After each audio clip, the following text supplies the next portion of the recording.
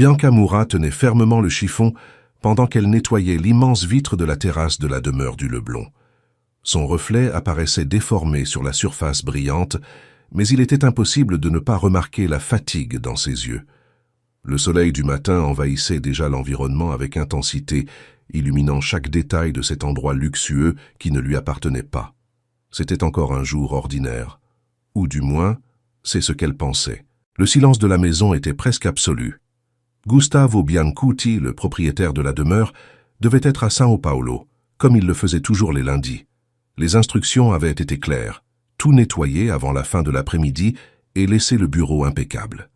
Bianca entra dans le bureau avec précaution, comme si cet environnement exigeait du respect. Le bureau en bois sombre était organisé, les papiers alignés, l'odeur légère de parfum masculin encore présente dans l'air. Elle commença à nettoyer lentement, passant le chiffon avec précision, presque comme un rituel, jusqu'à ce qu'elle entende des pas fermes, à l'intérieur de la maison. Bianca se figea, le chiffon s'arrêta au milieu du mouvement. Son cœur s'accéléra immédiatement. Ce n'était pas possible. Gustavo ne devait pas être là. Elle tourna lentement le visage vers la porte, et alors elle le vit. Gustavo Biancuti était debout sur le seuil, observant chacun de ses mouvements. Mais ce n'était pas tout. Son expression n'était pas de surprise, c'était d'analyse, de quelqu'un qui essayait de comprendre quelque chose. « Monsieur, vous êtes rentré plus tôt », dit Bianca, essayant de garder une voix ferme. Gustavo ne répondit pas immédiatement. Il entra simplement dans le bureau à pas lents. « Je suis rentré », répondit-il enfin. « Et apparemment, je suis arrivé au bon moment. » Bianca fronça légèrement les sourcils. « Je n'ai pas compris, monsieur. » Il ignora la réponse. Il s'approcha du bureau. Il prit un papier, puis un autre, et alors il la regarda directement. « Vous avez touché au document ?» L'air sembla disparaître de l'environnement. « Non, monsieur, » répondit-elle rapidement. « Je nettoyais seulement. » Gustavo leva l'une des feuilles. « Alors pouvez-vous m'expliquer cela ?» Il tourna le papier dans sa direction. Bianca regarda et sentit le monde s'arrêter. C'était un contrat, avec des annotations techniques, des corrections, des observations détaillées, tout écrit à la main, et c'était son écriture. Le silence devint lourd. « Je peux expliquer », dit Bianca, sentant sa gorge sèche. Gustavo croisa les bras. « Je vous écoute. » Bianca respira profondément. Elle savait que c'était le moment. Soit elle mentait et soit tout changeait. « J'ai vu le document hier, » commença-t-elle. Il était ouvert sur le bureau. Je voulais seulement nettoyer, mais j'ai fini par lire quelques parties. Gustavo ne l'interrompit pas. Il continua simplement à la regarder. Et j'ai remarqué quelques erreurs. Des erreurs ? Répéta-t-il avec un léger ton d'incrédulité. Oui, des termes mal traduits, des clauses ambiguës, des risques juridiques. Le regard de Gustavo changea. Il y avait maintenant de l'intérêt. Et vous avez décidé de les corriger ? Bianca baissa les yeux. Je sais que je n'aurais pas dû, mais cela semblait important. Gustavo laissa échapper un léger rire sans humour. Important ? Vous avez idée de ce qu'est ce document ? Bianca hésita une seconde. Un contrat international, avec des investisseurs étrangers. Gustavo resta silencieux, pendant quelques secondes, de longues secondes. Vous avez lu tout cela, et vous avez compris ? Bianca hocha lentement la tête. Oui, monsieur. Dans quelle langue était la version originale ? Anglais juridique, avec des passages en arabe. Maintenant, Gustavo ne cacha pas sa surprise. Arabe ? Bianca leva le regard. Oui. Et vous comprenez l'arabe ? Un autre silence, mais cette fois différent. Je le comprends. Gustavo fit un pas en avant. Jusqu'à quel point ? Bianca hésita, mais il n'y avait plus de retour en arrière. Couramment, le mot tomba dans l'environnement comme une pierre. Gustavo passa la main sur son visage, essayant d'organiser ses pensées. Alors vous êtes en train de me dire que la personne qui nettoie ma maison y parle arabe couramment, comprend les contrats internationaux et a corrigé un document que toute mon équipe a révisé ? Bianca ne répondit pas, parce qu'elle n'en avait pas besoin. C'était exactement cela. Gustavo laissa échapper un soupir. Il marcha jusqu'à la fenêtre. Il resta quelques secondes à regarder la vue. Et alors il dit, sans se retourner, « Qui êtes-vous, Bianca ?» La question n'était pas simple, et elle le savait. « Je suis seulement quelqu'un qui avait besoin de travailler », répondit-elle avec sincérité. Gustavo se tourna lentement. « Cela ne répond pas à ma question. » Bianca respira profondément. « J'ai obtenu un diplôme en relations internationales. J'ai fait une spécialisation en commerce extérieur. J'ai étudié les langues depuis jeune. » Où ? Université fédérale. Et comment quelqu'un avec ce parcours finit ici? La question vint sèche, directe, sans jugement, mais avec du poids. Bianca tarda à répondre, parce que personne ne m'a donné une opportunité. Le silence revint. Mais maintenant, il était différent, plus humain. Gustavo regarda à nouveau le papier, puis elle. Ces corrections, il feuilleta les pages. Elles sont correctes. Bianca ne dit rien. Très correctes, compléta-t-il. Il marcha jusqu'au bureau. Il s'assit, et pour la première fois, il semblait penser non pas comme un patron, mais comme quelqu'un face à une découverte. Vous savez ce qui se serait passé si ce contrat avait été signé comme ça? Probablement des pertes, ou une rupture d'accord. Gustavo hocha lentement la tête. Des millions. Bianca avala sa salive. Je voulais seulement aider. Gustavo appuya ses coudes sur le bureau. Et vous avez aidé. Quelques secondes de silence supplémentaire. Alors, il prit une décision. Vous ne nettoierez plus cette maison. Le cœur de Bianca s'emballa, c'était ça. Elle allait être licenciée. Je comprends, monsieur, dit-elle, se préparant déjà. Non, vous n'avez pas compris, l'interrompit-il. Elle leva le regard. À partir d'aujourd'hui, vous travaillez avec moi. Le monde s'arrêta. Quoi? Vous allez venir avec moi à une réunion demain. Je veux voir jusqu'où va ce talent que vous avez caché pendant des mois. Monsieur, je n'ai pas de vêtements appropriés. Je n'ai pas d'expérience pratique. Ce n'est pas un problème. Il se leva. Le problème serait que je continue à ignorer quelqu'un comme vous dans ma propre maison. Bianca sentit ses yeux s'embuer. « Pourquoi ?» demanda-t-elle doucement. Gustavo la regarda fixement. « Parce que le talent ne peut pas rester caché. » Et il compléta. « Et parce que je suis fatigué de faire confiance à des gens qui ne livrent pas la moitié de ce que vous avez fait en silence. » Bianca respira profondément. Pour la première fois depuis longtemps, elle ressentit quelque chose de différent, de l'espoir. « Alors, vous acceptez ?» demanda Gustavo. Elle tarda quelques secondes, mais elle connaissait la réponse. « J'accepte. » Gustavo sourit légèrement. « Excellent. » Il marcha jusqu'à la porte. Et avant de sortir, il dit « Ah, Bianca !» Elle regarda. « Demain, vous ne viendrez pas en tant qu'employé. » Pause. « Vous viendrez en tant que ma partenaire. » Bianca dormit presque pas cette nuit-là. Elle resta assise au bord de son lit simple dans son appartement, regardant le vide, essayant de comprendre ce qui se passait. En moins d'une journée, sa vie avait été complètement bouleversée. Quelques heures plus tôt, elle était invisible. Maintenant, elle avait été invitée à une réunion de millions, et pas en tant que figurante, en tant que pièce importante. Son cœur s'accélérait rien que d'y penser. Le lendemain, avant même que le réveil ne sonne, elle était déjà debout. Elle ouvrit son petit placard et resta à regarder ses vêtements avec une certaine frustration. Rien là-dedans ne semblait approprié. Rien ne correspondait au monde dans lequel elle était sur le point d'entrer. C'est alors que son téléphone vibra. Message de Gustavo. « Je suis en route. Fais-moi confiance. » 20 minutes plus tard, une voiture noire s'arrêta devant l'immeuble. Le chauffeur ouvrit la porte comme si c'était une routine. Mais pour Bianca, ce n'était pas le cas. Elle entra en silence. Pendant le trajet, elle essaya d'organiser ses pensées, mais c'était impossible. Quand ils arrivèrent, ils ne se rendirent pas directement à l'entreprise. Ils s'arrêtèrent devant une boutique sophistiquée. Bianca hésita avant d'entrer. « Gustavo, je ne sais pas si...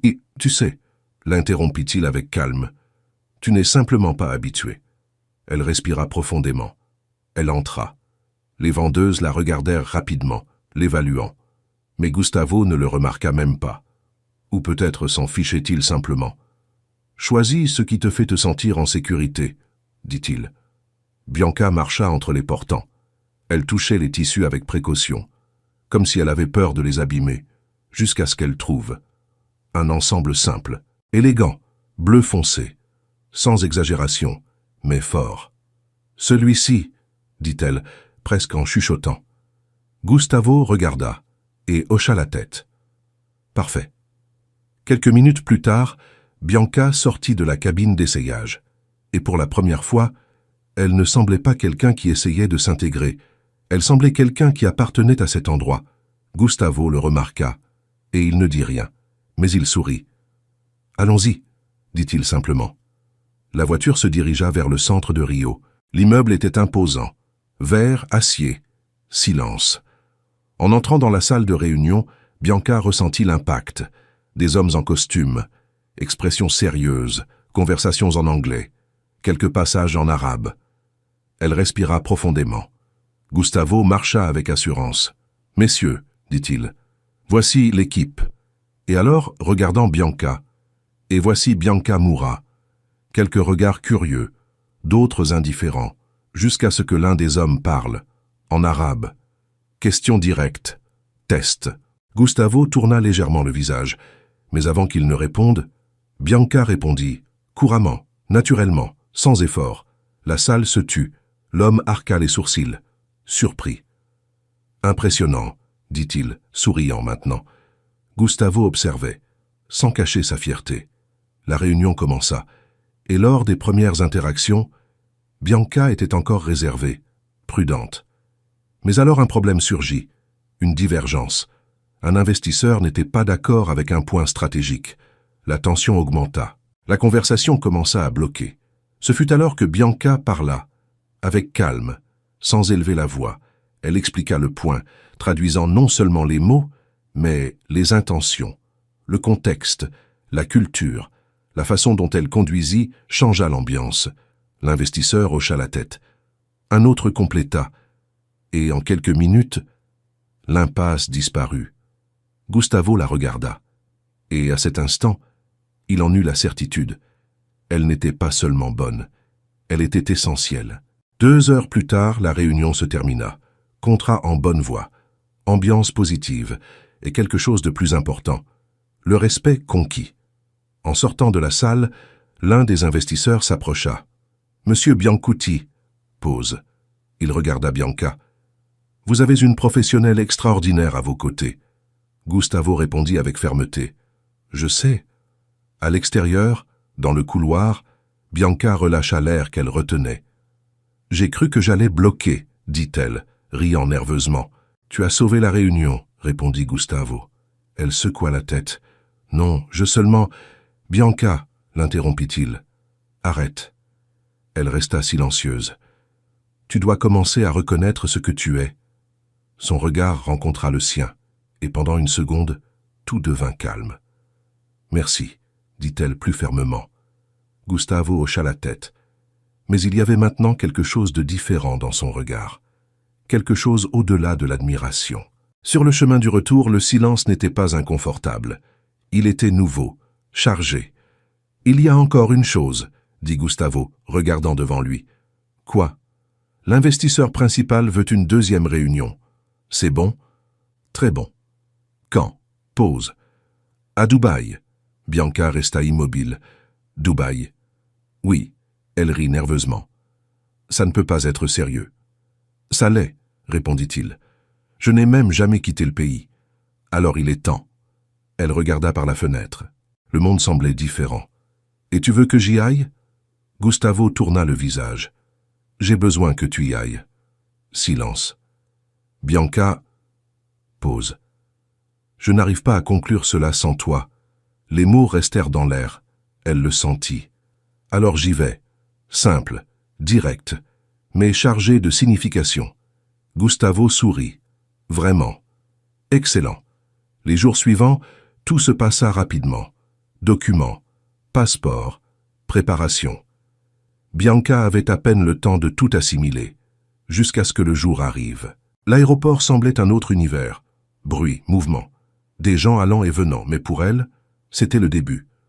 Dans l'avion, regardant par la fenêtre, Bianca murmura « J'ai réussi ». Gustavo à côté entendit Tu as toujours réussi, répondit-il. Quelques heures plus tard, Dubaï, lumière, immeubles impossibles, une énergie différente. À l'hôtel, Bianca resta silencieuse à regarder la vue. On dirait un autre monde, dit-elle. Et maintenant il fait partie du tien, répondit Gustavo. Le lendemain, la réunion. Plus grande, plus intense, plus de pression. Mais Bianca n'était plus la même. Quand elle entra dans la salle, elle entra en tant que protagoniste. Pendant la présentation, elle dirigea les points clés, elle adapta les discours. Et une fois de plus, elle fit la différence. À la fin, l'investisseur principal parla « Monsieur Biancuti ». Pause. L'accord sera conclu. Gustavo hocha la tête, mais alors vint l'inattendu. Avec une condition. Silence. Nous voulons Bianca dans l'équipe permanente. Bianca resta sans réaction. Gustavo aussi. Permanente? Demanda-t-il. Oui, base à Dubaï, projets internationaux. Le monde s'arrêta un instant. Tout cela était plus grand que tout ce que Bianca avait jamais imaginé. Elle regarda Gustavo. Il soutint son regard, sans interférer, sans décider pour elle. C'était son choix, et seulement le sien. Bianca respira profondément. « Je peux réfléchir ?»« Bien sûr, » répondit l'investisseur. La réunion fut terminée. Dans la chambre d'hôtel, le silence revint. Mais maintenant, il était décisif. « Cela change tout, » dit Bianca. « Je sais. J'ai toujours voulu ça. Je sais. » Elle se tourna vers lui. « Et toi ?» Pause. Gustavo réfléchit. « Je veux que tu choisisses ce qui te fait grandir. » Elle sentit le poids de la réponse. « Et nous ?» Il sourit légèrement. « On verra. » Silence. Mais pas un silence vide. Un silence plein de possibilités. Bianca regarda à nouveau la ville par la fenêtre. Et pour la première fois, elle ne se sentit pas petite. Elle se sentit prête. Bianca resta quelques secondes en silence, absorbant tout ce qui s'était passé.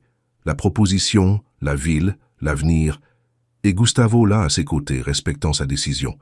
Elle respira profondément. « J'accepte. » La voix sortit ferme, sûre.